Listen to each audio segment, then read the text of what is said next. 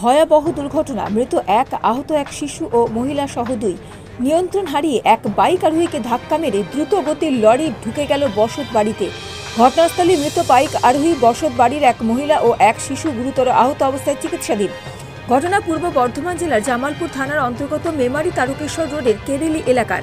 মৃত ব্যক্তির নাম শেখ শওকত আলী, বয়স 55। তিনি স্থানীয় কেরেলি গ্রামেরই বাসিন্দা। আমি যাচ্ছি, আমাকে সবাই আটকাতে কে কার কি হলো পরে আমি ছুটে যেয়ে দেখছি আমার কেউ দেখতে দিচ্ছে না। এখন দেখছি যে আমি একবারটি দেখা বাপ একে তাকে করে মুখটা খুলে একটুখানি খালি যেতে জানি না বাবা। আমি মা, আমার অসুখ শরীর, বাবা রোগা। উনি কি কাজ করতেন? উনি কাজ চাষ, ওই জমি জায়গায় হেড্ডা করে দাঁড়ালি করে। জানা গেছে মঙ্গলবার সকাল 9:50 নাগাদ কেরেলি গ্রামের পেট্রোল পাম্পের উল্টো দিকে মশাগ্রাম রেলগেট থেকে জামালপুর যাওয়ার সময় দ্রুত গতিতে আসা একটি লরির নিয়ন্ত্রণ হারিয়ে অপর দিক থেকে আসা এক বাইক আরোহীকে সজোরে ধাক্কা মারে। মোটরসাইকেলটি লরির নিচে ঢুকে গিয়ে দুমড়ে মুচড়ে যায়। বাইক আরোহী ছিটকে পড়েন রাস্তায়। এরপরে নিয়ন্ত্রণ হারিয়ে লরিটির সামনের একটি কংক্রিটের বাড়িতে সজোরে ধাক্কা মারে। ভেঙে যায় বাড়িটির দেওয়াল। বাড়ির ভিতরে থাকা এক মহিলা সহ একটি শিশু গুরুতর জখম হন।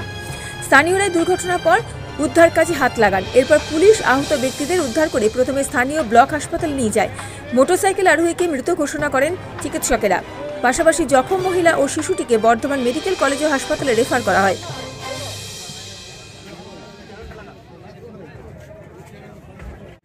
পুরো মোটরসাইকেল নিয়ে তাকে পুরো পাক খাইয়ে দিয়েছে, পুরো একদম স্পটই ডেড। আর একটা ভেতরে রান্না করছিল একটা মহিলা, সেও মানে খুব আহত, বাড়িতে ঢুকে গেছে লরিটা। পুরো এসে ডাইরেক্ট বাড়িতে ঢুকেছে। হ্যাঁ, বাড়িতে একটা মেয়ে ছিল রান্না করছিল, আর বাচ্চা মেয়ে ছিল, তাকেও একটু আঘাত লেগেছে। তাদের অবস্থা কি? তাদের বাচ্চা মেয়েটার আর বাচ্চা মেয়েটা ভালো থাকবে, বড়টা যেটা আছে তার এখন খুব অবস্থা খারাপ। বর্ধমান হসপিটাল নেয়নি, কলকাতা ট্রান্সফার করেছে। এখানে এখন দাবি করি তো আরও প্রশাসন আছে, তারা আসলে দেখবে যে ঘর বাড়ি যেগুলো যা গেছে করতে হবে। আমার নাম শেখ শামসু। ঘটনায় তীব্র উত্তেজনা ছড়িয়ে পড়ে এলাকায়। ঘটনায় বিক্ষুব্ধ গ্রামবাসীরা ক্ষতিপূরণ ও রাস্তায় হাম্পের দাবিতে বিক্ষোভ দেখায়। স্থানীয়দের দাবি, অবিলম্বে এই এলাকায় রাস্তায় হাম্প করে দিতে হবে। একই সাথে গাড়ির গতিবেগ নিয়ন্ত্রণে সিভিক ভলেন্টিয়ার নিয়োগ করতে হবে। সকালবেলায় ও যাচ্ছিল এটা দিয়ে আমাদের মশাগ্রাম রেলগেটে, তো একটা গাড়ি চলন্ত অবস্থায় এসে ওনাকে ধাক্কা মারে এবং প্রচুর স্পিডে ছিল। এখানকার মানুষের দীর্ঘদিনের দাবি ছিল যাতে গাড়ি স্লো যায়, কিন্তু প্রশাসন কোনো কর্ণপাত করেনি। এর আগেও আমাদের এই রাস্তায় দুবার করে অ্যাক্সিডেন্ট হয়েছে, আমরা বারবার কর্ণপাত প্রশাসনকে বলেছিলাম, প্রশাসন কোনো কর্ণপাত করেনি।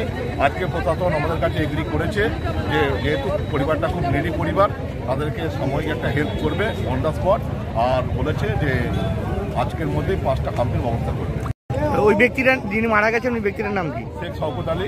কোথায় বাড়ি? রওশন আলী, কেএলিতে বাড়ি, কেএলি দক্ষিণপাড়া। আচ্ছা, লরিটা কোন দিক থেকে কোন দিকে আসছিল? ওটা হচ্ছে মেমারি থেকে তারকেশ্বর দিকে যাচ্ছিল। আর ওই ব্যক্তিটা কিসে আসছিলেন? এটা মোটর বাইক নিয়ে যাচ্ছিল মশাগ্রাম রেলগেট। কোন দিকে যাচ্ছিলেন? ও যাচ্ছিল মশাগ্রাম রেলগেটের দিকে যাচ্ছিল। এবং লরির স্পিড একদম পুরো মানে ফুল স্পিডে ছিল, এবং আশা করছি ড্রাইভার মদ্যপ অবস্থায় ছিল। হ্যাঁ, ড্রাইভারকে ধরা হয়েছে।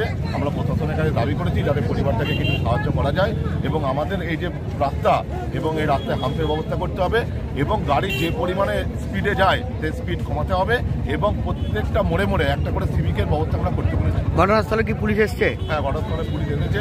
পুলিশ সহযোগিতার হাত বাড়িয়েছেন এবং আমাদেরকে প্রতিশ্রুতি দিয়েছেন এবং আশ্বস্ত করেছেন গ্রামের মানুষের যে দাবিগুলো আছে সেই দাবিগুলো তারা পূরণ করবেন বলেছেন।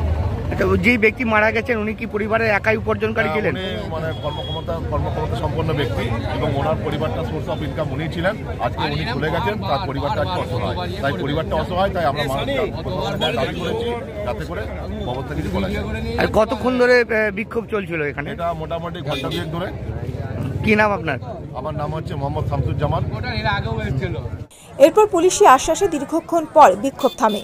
Bureau report, mobile news 19।